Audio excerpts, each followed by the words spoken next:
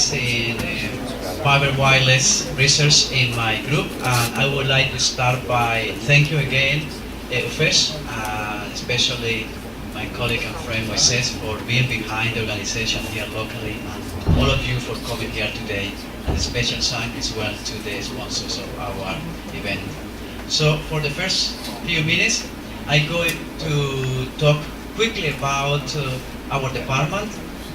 My colleague Christian already presented some of the facts, so I'm going to do past this, but I really would like to give you some information of a little bit of the activities that we do. So we are organized as clusters, and one of those is communication technology, where we have both networking activities, access, short links, and digital signal processing.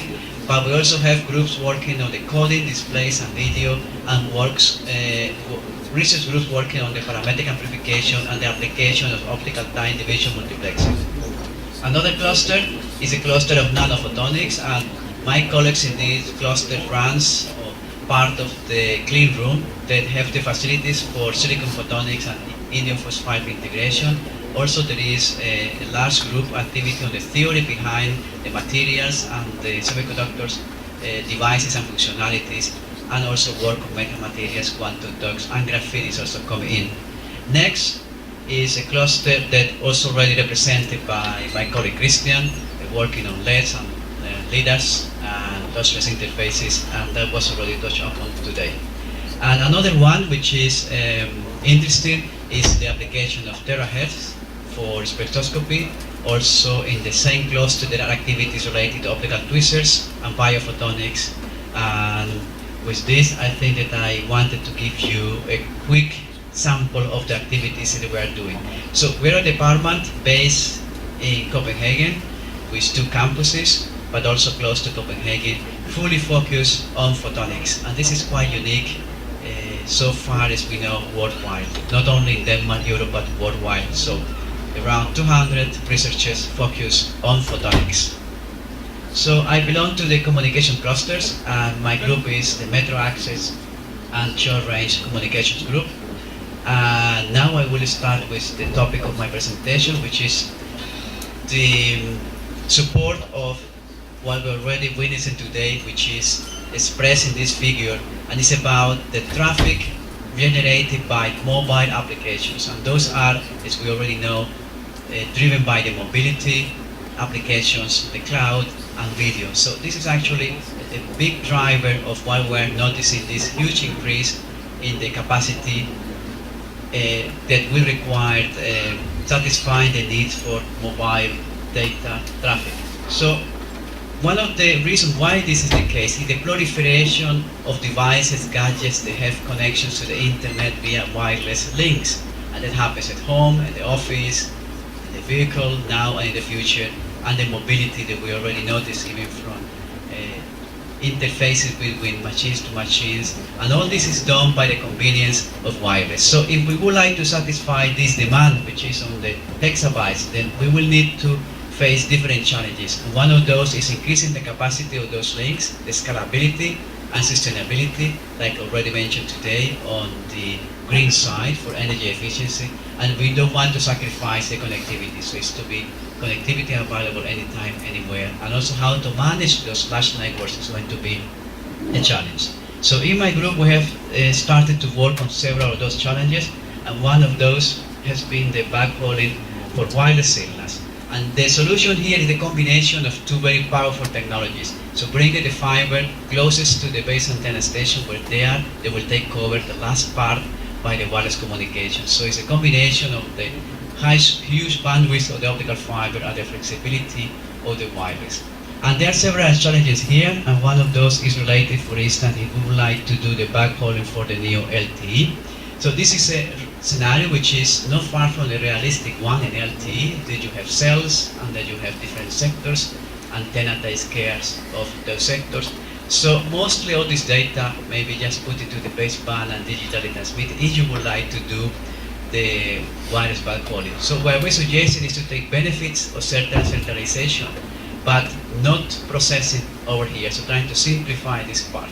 So because in LTE, it may be the case that all of these cell will be assigned the same frequency allocation. So where we propose it is to actually come up with a distributed antenna system when we use intermediate frequency down conversion, and then we can sum up all of those, and we would like to transmit that to some place, somewhere, some kilometers, or sometimes hundreds of meters where the processing is done. Because there you can centralize the complex processing and share among different sectors and cells.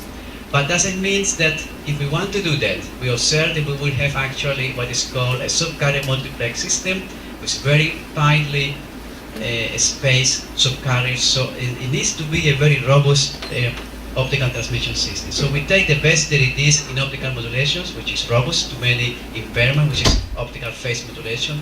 It's transmitted over fiber, and then we embrace the reception by coherent detection, which allows you to reconstruct in itself the field. So we will have information on the polarization, the amplitude, and the phase. And that is very important to make this link very robust, because if we can compensate many of the impairments that may happen here, and we can actually distinguish very clearly which signal is coming from any of the sectors and any of the antennas at the same time.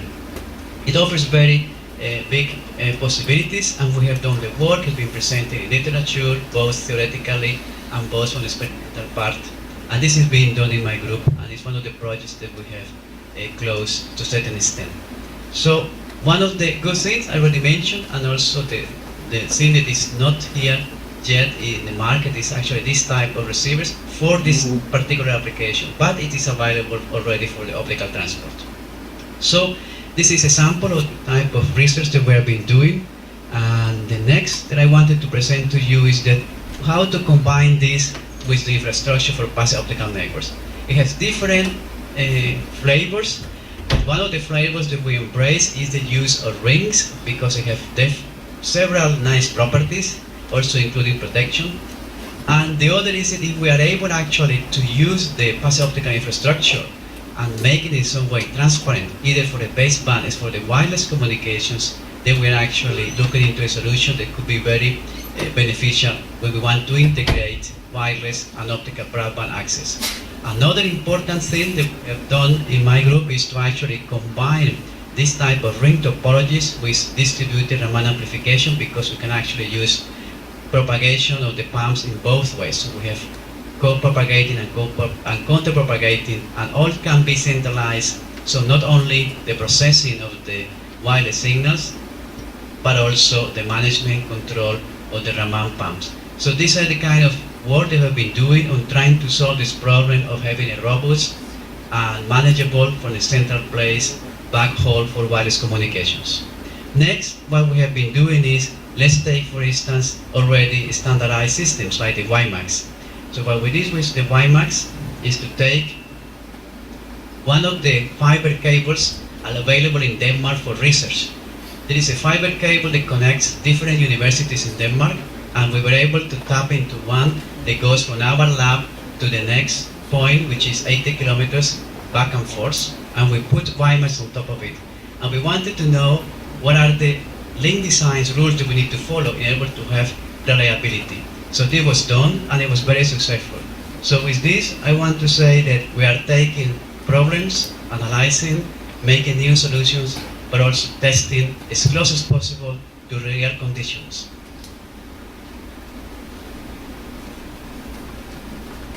Another objective of showing you this slide is actually that we would like to solve some of the problems that we are facing today, with actually extending the reach to areas where it's actually very difficult to justify economic investment by fibers. And one of those can be solved by the use of the new spectrum being allocated before to the analog. Okay, one of my students copied. Okay, the continuation of the analog TV signals have actually opened on the space, and Brazil is in a good position because there is a lot of work already going on, as we saw today from the presentation from CPQD. So it's a very nice spectrum because it can reach longer than other applications, and it can be used by this application that we call the broadband not spots.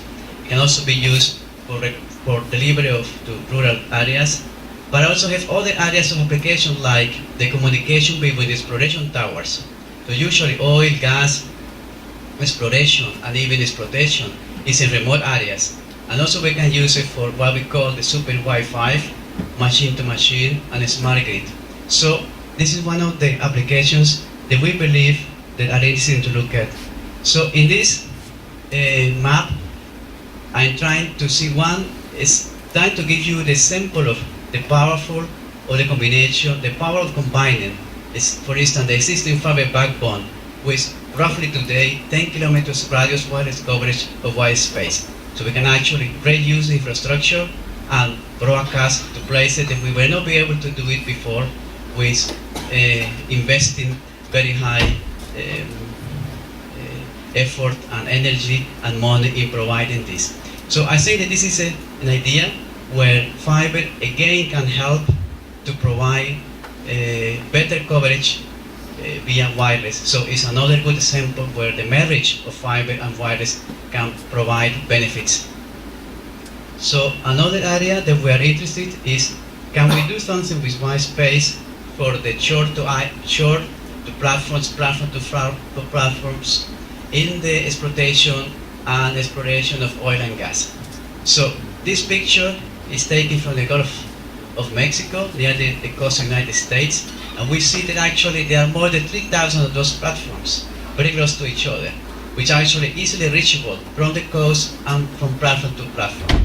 In Brazil, similar situation is popping up. Even here the distance from the coast is longer, but it could also be taken from the island. And actually, I was not successful yet to get as much information on the distances that I have here. But I think there is an opportunity that we can explore, and I think it's again interesting, the combination of wireless and fiber in this type of situation where actually it will be very difficult to connect all these by fiber links. So, as my presentation said, it was actually about what if we want to go further and explore the wireless links for very short connections with capacities that are equal to the fiber backbone or the fiber interfaces. So what this picture shows is actually that the best hero experiments in wireless communications are lagging behind the products or the commercial risk, the products or the research in the optical interfaces, which are already widely deployed at 100 gig. So what we did in our group is, okay, let's try to bridge the gap and come up with technologies and ideas to actually make 100 gig wireless in the fiber as well as in the air. So we took this challenge, and the first question that we needed to ask is, what can we do, or what should we do to get there? So one of those is which frequency band. So for regulatory and deployment issues, so these bands below the 10 gig are overcrowded. Next band, which is interesting, is the 60 GHz band, because here there is some frequency allocation which is free but not enough for 100 gigabits per second. So we took this band here, which is called the W band, from 75 to 110 gigahertz, but we're also now looking at how to tap into this frequency band, which actually offers much higher frequencies available for even get to 100 gigabits per second and even beyond 100 gigabits per second wireless connectivity. One may ask why or who or which applications can benefit from this. So we can think about the augmented reality, 3D Skype on iPads, for instance, just to say something, disaster and recovery, and Seek and Go. So there are different applications. But the conclusion, we believe that it's going to be a need, as the time goes, of going into wireless communications with above 10 gigabits per second in this higher frequency range. So now about how to reach 100 gig and 100 gigahertz. So the first trick that we do is to use what is called optical frequency generation. So what we do is that if we want to have in the air a carrier at a certain frequency, we do it by generating it by the beating of two laser sources, which are spaced equally to the frequency that we want to have in the air, but in the spectral domain. So what happens by definition is that whatever modulation we impose in one of those is going to be also imposed in the radio carrier frequency. So this is a very powerful idea that we exploited, and also because all the technological components, all the technologies here are available and well developed. So what are the challenges is actually that if you want to implement this, then you need to actually look at the channel, look at the locking of the laces, and so forth. And that's what has been actually stopping people doing it before. So I'm going to show how this one was done. So the first step is to take a standard INQ optical modulator. So that's very typical in baseband optical fiber communications. So that generates a signal with cis and QAM, and then we emulate polarization multiplexing, then we transmit it, and then we do our trick to upconvert it to the RF domain. So this is the trick that I just showed you before, but then implementing for each of the polarizations that are being propagated in this fiber. So in this case, we will have two signals at a carrier around 90 gigahertz, each of them transporting 50 gigabits, so in total 100 gigabits per second. On the detection side, we down convert, and then we use digital signal processing, exactly like you would do in any smartphone, but in a much higher bit rate. So one of the challenges here is that none of these laces that you can see here, and also this local oscillator in the area domain, are locked in phase, so they are free running. And this is possible in this application because of the progress being done in the technology in the digital signal processing domain. So, and also on the technology of laser itself, that nowadays a 100 kilohertz language laser is off the shelf and commercial available. So next, so I'm going to show you some pictures of how this type of experiments look like in my lab. So you see the antennas, the equipment to measure, a close-up of the photodiode that generates this type of 100 gigabits per second after you have fed it with two signals separated by 90 gigahertz, and also on the receiver side. So one thing that you will notice is actually quite bulky. So one next step would be to look into the integration. But before that, I want to show some of the results. So first, constellations, just right after the antennas transmitting 100 gigabits per second with the power that we actually fed the photodiode and with 120 centimeters distance. So it's actually not, as I said before, in the output of the antenna, but in the reception side. So you see it's quite clear. And as we engineers know, everything boils down to the period rate curves. So these are the period rate curves for 50 gigabits per second when we have a distance of 50 centimeters between the antenna. So you see that the curve shows that we are well below the for error correcting code that is now standard accepted in these cases. So next what we do is to increase the distance to 150 centimeters, and then we see that we pay the penalty, which is not far from what we expect theoretically. And then we even further to 200 centimeters. So now we have both antennas transmitting at the same time, so we have the full capacity of 100 gigabits per second, and then we see again the first bit error rate curve when we have only 50 centimeters distance between the antennas. We increase it further to 75, we go even further to 120 centimeters. So this is to show you that with the technologies that we have today and the combination of the digital signal processing, it is possible to obtain transmission links in the wireless domain with capacities of 100 gigabits per second. So it's no any contradiction that you can use it at 40 gigabits or even 10 gigabits per second. So this trick will do the same job if you actually go down in capacities. So the next is actually to look at the protocols, how to connect this to the internet, also the photonic electronics integration, and because from the research side we would like to go even further and explore different frequency bands, we're looking into the materials and the design of devices that can actually accommodate for carrier frequencies in the 300 gigahertz band with modulation bandwidth above 25 gigabits. So ideally we would like to come to a terabit in the wireless domain by using photonics technologies. So next is that I believe that the technology today that we have been developed both here in UFES with the companies that we have actually seen presenting the products and the work done in DTU, we have the opportunity to do something new and something innovative, which actually to build what we call the super fiber Wi-Fi connectivity campus. So the idea would be to have this some kind of wireless, some kind of fiber backbone, a ring for instance, connecting different labs or different facilities in a campus. I guess you will recognize that this is the UFES map. And we have already well-developed insights on how LTE works, WiMAX, white spaces, 50 GHz, short range 100 links. What could be the benefit of doing so? So we could have a platform for research and education, or service delivery. It can already start to deliver some of the services, fast download of courses or teaching material, car-to-car test, wireless instructing robots. This is going to be, in my opinion, a very important area of research. So you can have robots that can be universally constructed, and when they find an object or a certain job to do, they will ask the cloud to instruct them, and because we will have, say, 100 gigabits per second or 10 gigabits per second wirelessly that can be instructed on the spot what to do with an object or what to do with a job. I think also it would be a good showcase for new products and new applications. So I think that I could be a dreamer or I could be naive, but I think that one of my impressions is that we are actually able to join forces and do something that is actually quite pioneering with the collaboration between Brazil, UFES, and DTU, and Denmark. So with this, I would like to conclude. So this is a kind of invitation and a kind of challenge I am proposing you, and I'm sure that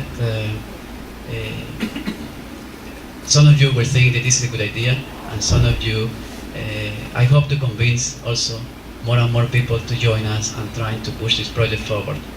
So next is that, of course, the work that I presented I didn't do myself. So most of the job is done by my students and staff. We are in total 70 researchers with students. They do the master students, so we are around 25, 26 in a given time. And we all come from different nationalities. And we have 50 nationalities in my team. We are a Copenhagen-based group. And we will be very happy to host any of you or any of your students, postdocs, within the scheme that we are now witnessing coming up for Brazilian students to go abroad. So I will be very happy to answer any questions that you might have on hosting students in my group and also at DTU. So we also organize sister workshop in Stanford.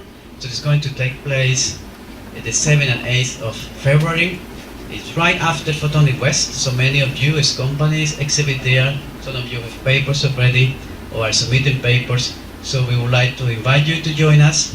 It's sponsored by the Innovation Center, Denver and Silicon Valley, but it's open for companies worldwide.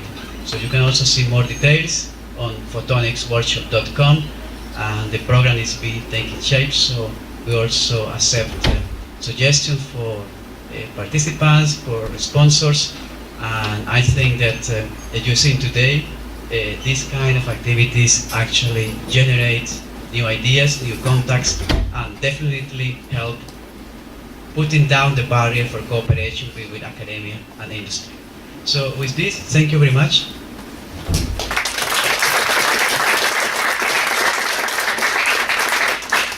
Thank you very much. Any questions?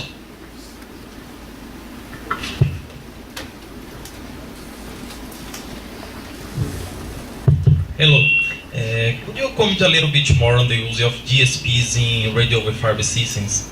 For example, I haven't seen papers in literature using this for special compensation, for example, for millimetric waves, radio wave fiber. I haven't seen that, but you propose for sub-carrier multiplexing. I think it's very nice. There are another areas in these radio wave fiber systems that justify to use DSPs.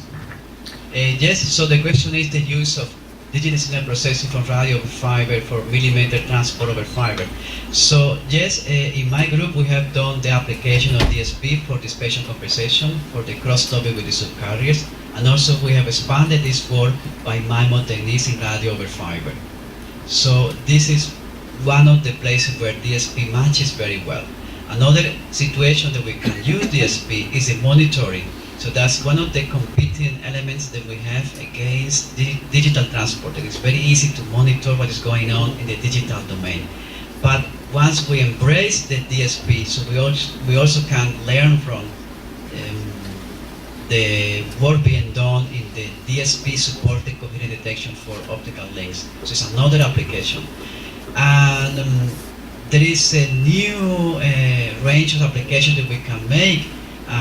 One of the talk from one of my students tomorrow is on the machine learning, which is actually quite interesting because it's kind of closing the cycle. So machine learning, cooperative detection, MIMO is very well understood and is still being developed. Even more complex concepts like cooperative detection explored by my colleague Elizabeth that come from the pure wireless communication. So in the optical communication, this has been taken over for very high baud rates, and this is actually closing the loop between the wireless and the fiber. So definitely, I think there is a natural place for DSP for different functions. Okay, thanks.